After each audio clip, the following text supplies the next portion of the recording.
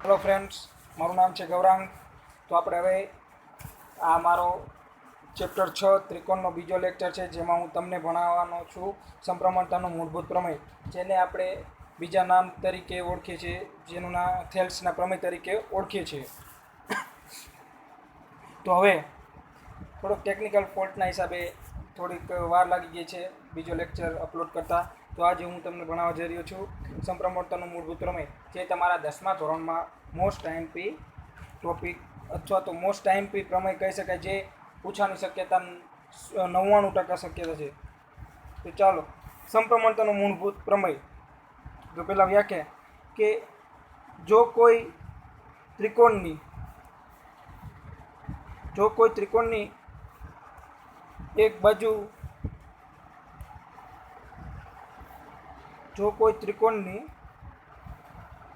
બાજુ સમાંતર દોરેલી રેખા. તો હવે ત્રિકોણની વાત કરીએ તો કયો ત્રિકોણ? કે જો આ ત્રિકોણ એની કોઈ એક બાજુને સમાંતર રેખા દોરવાની. તો જો આ ABC ત્રિકોણ છે, આ BCને સમાંતર રેખા દોરી છે આ D, બરોબર, સમાંતર દોરેલી રેખા બાકીની બે બાજુને ભિન્ન બિંદુમાં છેદશે. તો તમે જોઈ શકો છો, આ AB ને DA છેદ્યું અને આ AC ને EA છેદ્યું, બરોબર. હું તમને આગળ સમજાવીશ બીજી વખત, પણ આ તમને આકૃતિમાં બતાડ્યું. ઓકે, તો બાકીની બે બાજુને ભિન્ન બિંદુઓમાં છેદે તો તે બાજુઓ પર કપાતા રેખાખંડો હોય. તે બાજુ પર કપાતા રેખાખંડો એટલે AE EC અને AD DB બાજુનું શું થાય? સમપ્રમાણમાં વિભાજન કરે છે.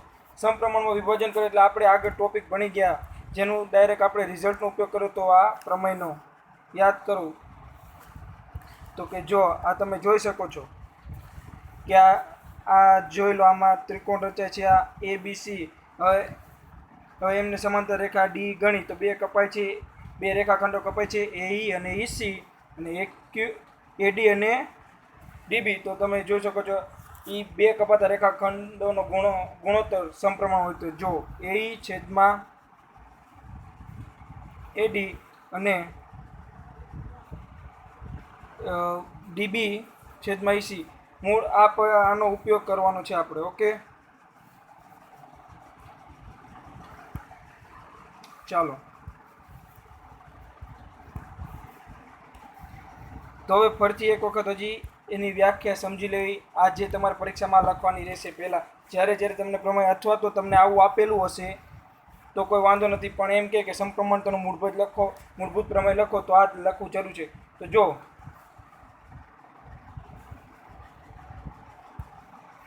જો કોઈ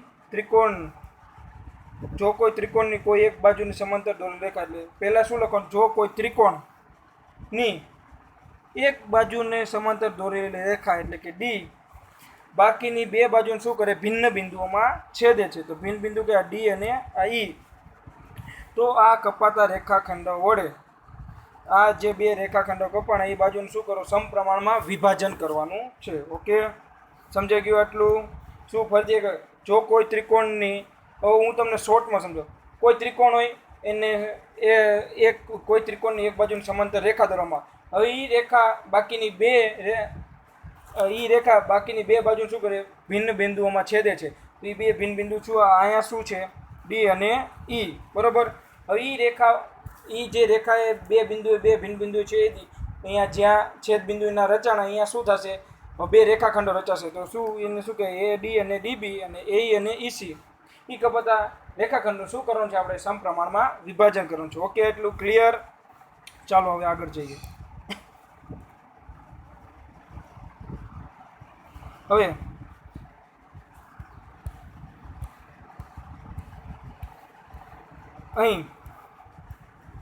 આપણે સાબિત શું કરવાનું છે?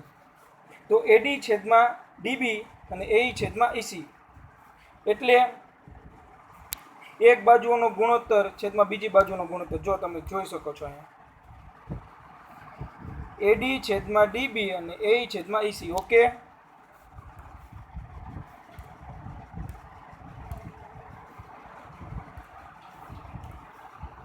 તો ચાલો આપણે હવે સાબિત શું કરવાનું છે? AD છેદમાં DB ને AE છેદમાં EC. ઓકે, તો હવે આમાં શું થયું કે B અને CD જોડો. તો શું આપણો ત્રિકોણ હતો, હું તમને બતાવું કે આપણો ત્રિકોણ શું હતો. આ એ બી સી આપણો ત્રિકોણ હતો. હવે ડી શું કર્યું, સમાંતર બાજુ દોરી. રેડી અહીંયા સુધીનું. હવે શું કીધું કે એડી અને બીડીને જોડો. બરોબર, એડી અને બીડીને જોડો. અને જો ફરીથી સેન્ટેન્સ વાંચીએ આપણે, સોરી બોલવા ફેર થઈ ગયો તો, કે બી અને સીડીને જોડો.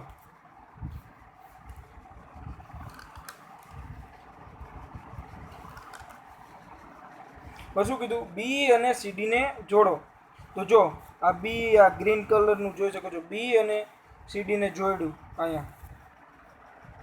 ઓકે,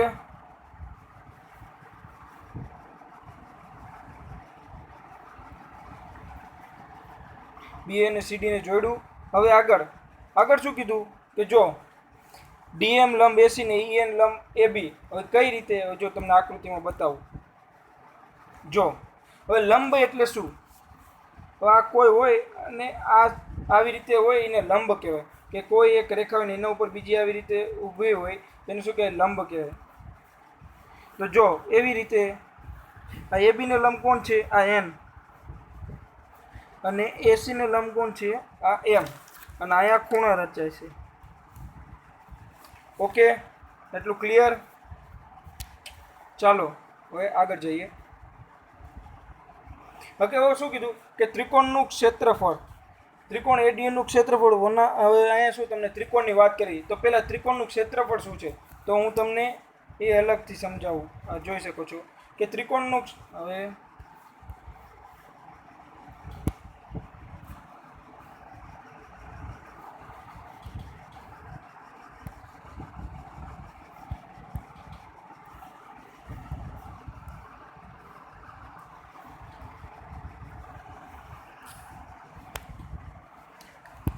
ત્રિકોણના ક્ષેત્રફળનું સૂત્ર શું છે, વનાફ પાયો ગુણ્યા વેધ. તો હવે વનાફ પાયો ગુણ્યા વેધ, તો આમાં પાયો કોને કહેવાય, વેધ. તો મિત્રો જ્યારે આપણે એક આને ત્રિકોણને આપણે ઘર તરીકે લઈએ તો ઘરની શરૂઆત ક્યાંથી થાય, તો પાયાથી.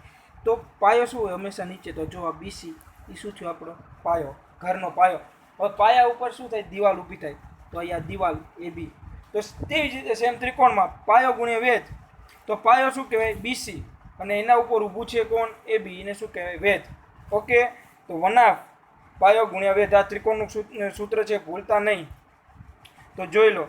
હવે આપણને એમ કહે છે કે ત્રિકોણ એડીનું ક્ષેત્રફળ. તો આવા છે ને 4 ત્રિકોણ રચાશે, જેનો ઉપયોગ કરીને તમારે સાબિત કરવાનું છે. તો જો પહેલાં શું કીધું, ત્રિકોણ એડી. હવે આ ત્રિકોણની અંદર બીજા ત્રિકોણ રચાશે. હવે આપણે એનો ઉપયોગ કરવાનો. તો પહેલાં શું કીધું, ત્રિકોણ એડી. આ એડી તમારે એડીનો 2 વખત ઉપયોગ કરવાનો આવશે. એના 2 પાયા છે, એક એડી અને એક એઈ. તો પહેલાં એડીએમાં આ લેવી કે ત્રિકોણ એડીનું ક્ષેત્રફળ.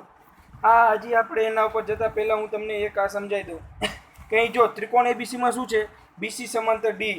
એટલે જો હું તમારી વ્યાખ્યાને શોર્ટ ટર્મમાં સમજાવું કે કોઈ ત્રિકોણની એક બાજુ સમાંતર રેખા દોરવામાં આવી તો શું છે, આ બીસીની બાજુ હતી અને સમાંતર રેખા કોણ છે, ડી. તો બીસી સમાંતર શું છે, ડી છે. અહીં તમે આ તમારો પ્રમેય લખો તો ત્યારે આ લખી શકો તો શાયદ તમારે માર્ક વધારે આવી શકે, તમારે માર્ક વધારે આવવાની શક્યતા. ઓકે, પછી શું કીધું કે એ બી ને ડીમાં. હવે આ એ બી ને ડીમાં અને એસી ને ઈમાં છેદે છે. શું આ તમારી વ્યાખ્યાન મેં શોર્ટ ટર્મમાં કે ત્રિકોણ એબીસીમાં બીસી ને સમાંતર રેખા શું આવી, ડી દોરવાના આવી. તો જો એ બી ને કેમાં છેદે છે, ડીમાં, અને એસી ને ઈમાં. ઓકે, હવે આપણે સાબિત શું કરવાનું છે કે એડી છેદમાં ડીબી અને એ છેદમાં ઈસી આપણે સાબિત કરવાનું છે. હવે ચાલો આપણે પ્રમેય સાબિત કરવા તરફ જઈએ. તો આપણી બુક મુજબ કે ત્રિકોણના ક્ષેત્રફળની વાત થાય. ઓકે, તો આપણે અહીં ત્રિકોણના ક્ષેત્રફળને આમાં ઉપયોગ કરીને આપણે આપણો પ્રમેય સાબિત કરવાનું છે. તો આમાં કેવું થાય છે કે આ ત્રિકોણની અંદર કેટલાય ત્રિકોણ બીજા રચાતા હશે, તો એ ત્રિકોણોનો ઉપયોગ કરીને આપણે આપણો પ્રમેય સાબિત કરવાનો છે. તો પહેલાં એક ત્રિકોણની વાત કરી કે એડીનું ક્ષેત્રફળ. તો હવે એડી તમે તમારી આકૃતિમાં જુઓ કે આ એડીઈ. તો એડીનું ક્ષેત્રફળ. તો ત્રિકોણના ક્ષેત્રફળનું સૂત્ર મને આગળ શીખવાડવા મુજબ શું થાય કે વનાફ પાયો ગુણ્યા વેધ થાય.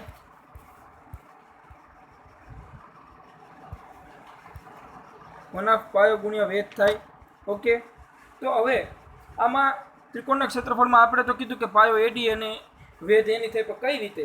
તો તમે આ આકૃતિને ઉલટાવો તો જો અહીંયા એ, અહીંયા ડી અને એના ઉપર કોણ ઊભો છે? એની ઊભો છે. તો શું થઈ ગયો? એડી શું થઈ ગયો આપણો પાયો, અને એની શું થઈ ગયો? વેધ તેના પરનો. તો જેથી આપણે અહીં કહી શકીએ કે ત્રિકોણ એડીનું ક્ષેત્રફળ શું થાય? 1/2 એડી ગુણ્યા એની. હવે આમાં તમારે બબે ત્રિકોણોનો સંબંધ લઈને આપણે પ્રમેય સાબિત કરવાનો છે. હવે આગળ જોઈશું. હવે બીજો ત્રિકોણ શું છે? બીડી. આને સમીકરણ 1 હવે બીડીનું ક્ષેત્રફળ. તો બીડીનું ક્ષેત્રફળ એમાં પાયો આપણે ખબર પડી જાય કે આ બીડી, તો પણ વેધ એના પરનો એની કઈ રીતે આવ્યો? તો તમે જોઈ શકો છો કે આ એડી છે, એનો પાયો શું? એ પાયો હતો ત્યારે વેધ શું આવ્યો? એની. હવે એડી અને બીડી બંને એક જ બાજુ એસી ઉપર આવેલા છે. તો જો એડીનો પાયો એની થાય તો ડીબીનો પાયો એની લઈ શકીએ, જેથી કરીને આપણે અહીં એનીને શું બીડી બંનેનો એક જ બાજુ એસી ઉપર આવેલા છે, તો ત્રિકોણ બીડીમાં આપણે બીડીને પાયો અને એનીને વેધ તરીકે લઈ શકીએ. ઓકે, તો અહીંથી એની વેધ આવે છે. તમને પ્રશ્ન થાય કે સાહેબ આ પાયો જ, અહીં તમને પ્રશ્ન થતો હશે કે સર આ પાયો તો બીડી સમજાણું, પણ એના પરનો વેધ ડી ના થવો જોઈએ. ના, ડી તો એક સમાંતર રેખા છે, જે બીસીને સમાંતર રેખા દોરવામાં આવે છે, જે આપણે જે શું કરે છે? બે બાજુઓનું સમાંતર બે રેખાખંડોમાં સમાંતર વિભાજન કરે છે, અને આપણે એમને સમપ્રમાણમાં લાવવાનું છે, એ સાબિત કરવાનું છે. એટલે એને વેધ તરીકે લઈ શકે નહીં, ના તો ડીબીને લઈ શકે. અહીં જોડ્યું છે ત્રિકોણ બનાવવા માટે. તો જેથી આપણે પાયો શું લેવો પડે? એની જ લેવો પડે. તો એને સમીકરણ 2 આપી. હવે ત્રિકોણનું ક્ષેત્રફળ છે,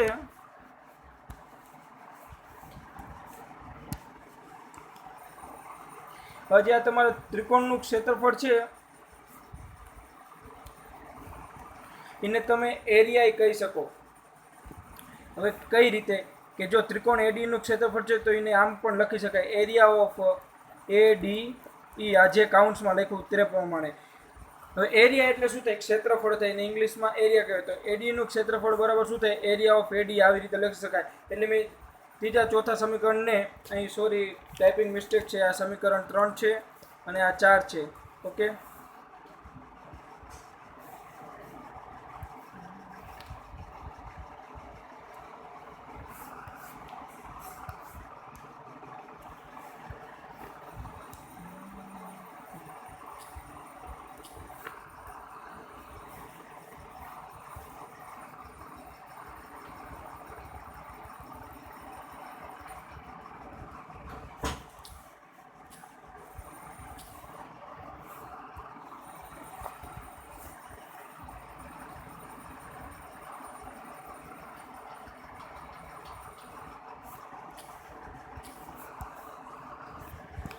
આ ટાઈપિંગ મિસ્ટેક આપણે સુધારી નાખી કે એરિયા ઓફ એડી, આ એડીનું ક્ષેત્રફળને એરિયા ઓફ એડી તરીકે લઈ શકાય. તો હવે બીજા ત્રિકોણની વાત કરીએ. ફરીથી મેં તમને પહેલા બી કીધું કે એડીએના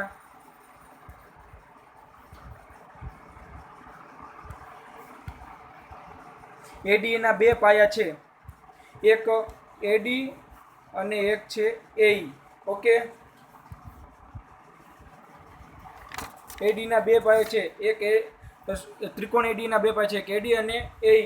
તો આપણે એડીનો ઉપયોગ કરી નાખ્યો. હવે આપણે પાયા તરીકે એઈને લઈ તો શું થશે? જો ફરીથી એક રચવાનો તો ત્રિકોણ એડીનો, તો હવે આપણે એને શોર્ટમાં લખીશું એરિયા ઓફ એડી બરાબર 1/2 પાયો ગુણ્યા વેધ. તો હવે આપણે પાયો કયો લીધો? બીજો અત્યારે એઈ. અત્યારે પાયો કયો લીધો? એઈ. તો હવે એના પરનો વેધ શું થાય? કે આ ડીએમ. આગળ શીખવાડ્યા મુજબ કે આ એ લીધો તો એના ઉપર ઊભું કોણ છે?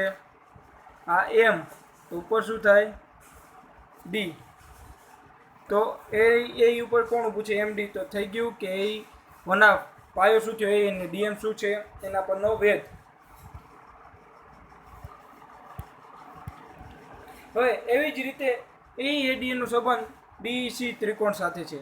તો જો આ ડીઈસી ત્રિકોણ સાથે, હવે તમે એક જો તમે એડીની વાત કરીને તો આ એક જ બાજુને સંલગ્ન બે ત્રિકોણોનો સંલગ્ન બે ત્રિકોણો લેવામાં આવે. જો કે એસી, તો એસીને સંલગ્ન ત્રિકોણની વાત કરવામાં આવી. જો એસી બાજુને એક ત્રિકોણ લીધો તો એડી ને એક લીધો તો બીડી, એટલે શું થયું? એ બે એક બાજુઓના બે સમીકરણ બને એક બેન. આપણે એ બંનેનો ગુણોત્તર લઈને આગળ ચાલવાનું છે, એટલે એ બેનો સંબંધ છે આ એ સમીકરણ એક બેનો.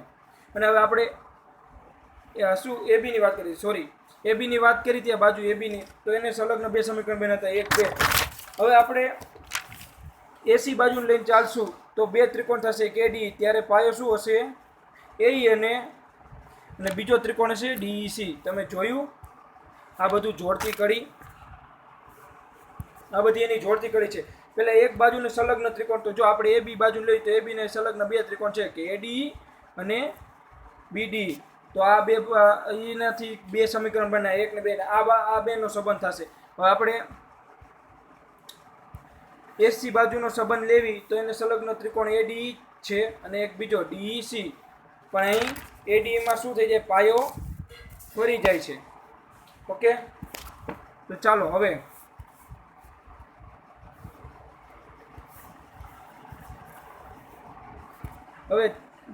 ત્રિકોણ એડીનું ક્ષેત્રફળનું સૂત્ર શું થાય કે 1/2 એ ગુણ્યા ડીએમ. સમજાયું? હવે આપણે આ બીડી ની વાત કરી તો એરિયા ઓફ ડીઈસી ની વાત કરી તો એરિયા ઓફ ડીઈસી, તો એમાં પાયો શું થશે? 1/2 પાયો ગુણ્યા વેધ, તો પાયો શું થશે? એસી. જોયું? આપણે એસી બાજુના બે ભાગલા હતા એને જ પાયા તરીકે ઉભો કર્યો, એ અને ઈસી. તો અહીંયા ઈસી પાયો થયો, વેધ શું થાય એના પરનો? ડીએમ. ઓકે, કઈ રીતે મેં આગળ સમજાવ્યું, જેમ એબી બાજુમાં થયું હતું એવી જ રીતે એસી બાજુમાં થશે. કઈ રીતે? કે ઈસી છે પણ એ બાજુ કઈ ઉપર આવેલી છે? મૂળ તો એસી બાજુ પર છે, તો એસી બાજુ પરનો વેધ કોણ હતો? ડીએમ. તો એ નો વેધ ઈ તે ઈસી નો વેધ થાય, એટલે શું અહીં ડીએમ લેવામાં આવ્યું છે. હવે આગળ, હવે એ બંનેનો શું લેવી? ગુણોત્તર. તો આ સમીકરણ એક બે નો ગુણોત્તર લીધો. જો એડી નું ક્ષેત્રફળ છેદમાં બીડી નું ક્ષેત્રફળ, તો શું થાય? 1/2 એડી ગુણ્યા એની છેદમાં 1/2 બીડી ગુણ્યા એની. તો એની ઉડી જાય, 1/2 ઉડી જાય, તો શું વધે? એડી છેદમાં બીડી. હવે તમે જો આપણે સાબિત કરવા તરફ જઈએ તો આને શું કહેવાય? સમીકરણ 5. અહીં મેં શોર્ટમાં સમજાવ્યું પણ તમારે પરીક્ષામાં પૂરેપૂરું લખવાનું રહેશે. હું તમને ગાઈડન્સ આપું છું કે કઈ રીતે આ સાબિત થયું. હવે તમારે લખવાનું, અમુક મેં શોર્ટ ટર્મમાં જે લખી દીધું તમે લખી શકો છો, એનો ઉપયોગ કરીને પણ તમે માર્ક મેળવી શકો સારા. તો હજી વધુ તમે સારી રીતે બુકમાં જેમ આપ્યું છે એવી રીતે લખશો, અમુક વસ્તુ ઉમેરીને, તો વધારે માર્ક મેળવી શકશો પૂરેપૂરા. હવે સમીકરણ 3-4 નો ગુણોત્તર લઈએ તો જો એરિયા ઓફ એડી અને ડીસી, તો જો અહીં 1/2 દૂર થાય અને ડીએમ, તો શું વધે? એ છેદમાં ઈસી. તો આ સમીકરણ 6. તો હવે આપણે સાબિત કરવા તરફ પહોંચી ગયા. હવે સાબિત થઈ ગયું આપણું. તો જે સમીકરણ 1/2 કર્યું હતું સમીકરણ 3/4 આગળ આપણે કરેલું. હવે જેથી શું થાય? સમીકરણ 5 અને સમીકરણ 6 આપણને મળે છે અહીં. તો હવે અહીં સમીકરણ 5 અને 6 ને સરખાવતા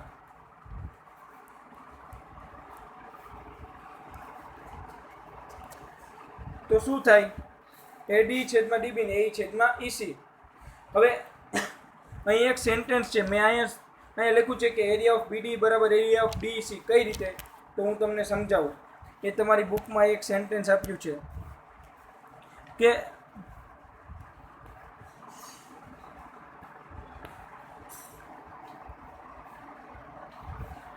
કે શું કે ત્રિકોણ બીડી ત્રિકોણ ડીસી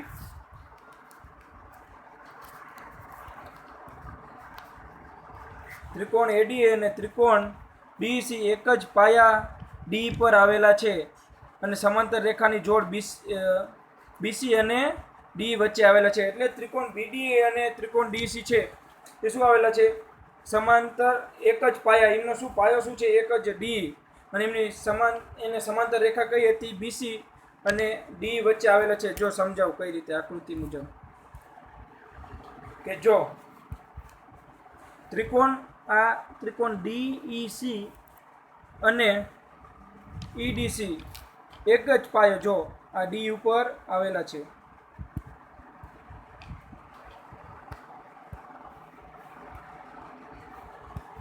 એક જ પાયા આ ડી ઉપર આવેલા છે. ઓકે, એક જ પાયા ડી ઉપર આવેલા છે અને એને સમાંતર બાજુ કઈ છે? બીસી. હવે એ જે બે ત્રિકોણ રચાણા ડીઈસી અને બીડી, એ કેની વચ્ચે રચાણા? બીડી અને શું ડી અને બીસી વચ્ચે. એ સેન્ટેન્સ, એ જે વાક્ય છે એ એવું સમજાવવા માંગે છે. ઓકે, તો આપણે જેથી તો એ બે ત્રિકોણોના ક્ષેત્રફળ શું થાય? સરખા થાય. તો જેથી આપણે લખી શકીએ કે એરિયા ઓફ બીડી બરાબર એરિયા ઓફ ડીસી. અને સમીકરણ 5 અને 6 ને સરખાવતા એટલે બરાબરમાં લેતા તો શું થાય? એડી છેદમાં ડીબી અને એ છેદમાં ઈસી. કઈ રીતે? જો સમીકરણ 5 શું મળ્યું હતું કે એડી છેદમાં બીડી અને એ સમીકરણ 6 શું મળ્યું હતું? એ છેદમાં ઈસી. તો બંને બરાબરમાં લઈ લો, શું થઈ જાય? એડી છેદમાં બીડી અને એ છેદમાં બરાબર એ છેદમાં ઈસી થઈ ગયું. તો આ આપણો સમપ્રમાણતાનો મૂળભૂત પ્રમેય સાબિત થઈ ગયો. તો હવે આપણે આગળના લેક્ચરમાં મળીશું અને ત્યાં આપણે વાત કરીશું હવે આ પ્રમેયનો અને આગળ જે ભણ્યા તેનો ઉપયોગ કરીને ત્રિકોણની સમરૂપતાનો ઉપયોગ કરીને આપણે દાખલા ગણવાનું થશે. તો હવે આપણે મળીએ નેક્સ્ટ લેક્ચરમાં.